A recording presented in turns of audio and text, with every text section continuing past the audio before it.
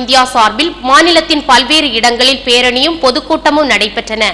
நீதிபதி ரங்கநாத் மிஸ்ரா குழு பரிந்துரையின்படி இஸ்லாமியர்களுக்கு கல்வி வேலைவாய்ப்பில் நடுவண் அரசில் 10 விழுக்காடு தனி இடஒதுக்கீடும் மாநில அரசில் 7 விழுக்காடு தனி இடஒதுக்கீடும் வழங்கும்படி வலியுறுத்தி சென்னை சேப்பாக்கம் திடலில் இருந்து பேரணி நடைபெற்றது.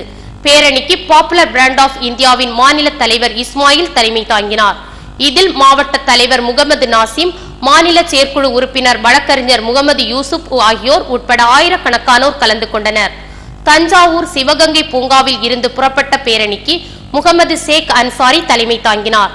மாவட்ட தலைவர் முகமது இப்ராஹிம் உட்பட ஆயிரக்கணக்கானோர் கலந்து கொண்ட பேரணி தொடர்வண்டி நிலையம் அருகில் முடிவுற்றது. மதுரை நெல்பேட்டையில் இருந்து மாவட்ட ஒருங்கிணைப்பாளர் நசூருதீன் தலைமையில் புறப்பட்ட பேரணியில் பல்லாயிரக்கணக்கானோர் கலந்து கொண்டனர். வடக்கு வெளிவீதி தலைமை அஞ்சலகத்தின் அருகில் பேரணி முடிவுற்றது. கோரிக்கை குறித்து செய்யது இப்ராஹிம் பேசினார். பாளையங்கோட்டை நூற்றாண்டு மண்டபத்தில் பைசல் அகமது தலைமையில் பேரணி தொடங்கி ஜவஹர் திடலை வந்தடைந்தது. அங்கு நடைபெற்ற ஆர்ப்பாட்டத்தில் நாகர்கோவில் கலாச்சார பள்ளியை சேர்ந்த சௌகத் அலி கண்டன உரையாற்றினார். இதில் மாநில துணைத் தலைவர் முகமது இஸ்மாயில், சமூக ஜனநாயக கட்சியின் சையது இப்ராஹிம் உட்பட திருநெல்வேலி, தூத்துக்குடி, கன்னியாகுமரி மாவட்டத்திலிருந்து வந்த ஏராளமான தொண்டர்கள் கலந்து கொண்டனர்.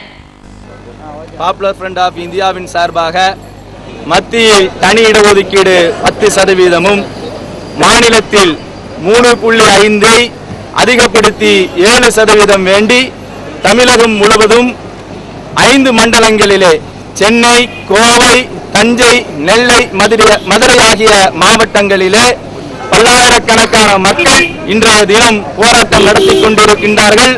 உடனடியாக மத்திய அரசு தனி இடஒதுக்கீடு மிஸ்ரா பரிந்துரையை 10% இடஒதுக்கீடு முஸ்லிம்களுக்கு வழங்க வேண்டும்.